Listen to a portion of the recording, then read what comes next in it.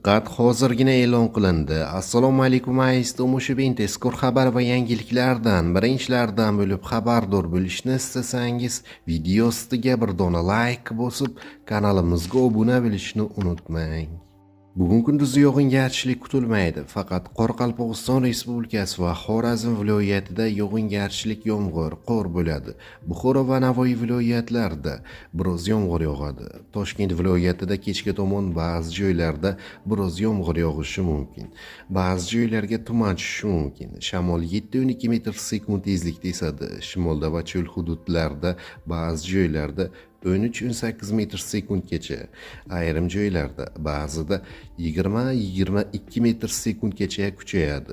Harorat 12-17 daraja iliq bo'ladi. Poytaxtimizda kechga tomon biroz yomg'ir yog'ishi mumkin. Ertalab tuman tushishi mumkin.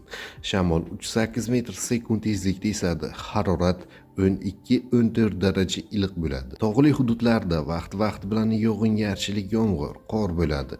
Tuman tushishi mumkin. Toshkent va Namangan viloyatlarining tog'li hududlarida qor ko'chish xavfi bor. Shamol 7-12 metr/sekund tezlikda esadi. Harorat 2-7 daraja sovuq bo'ladi.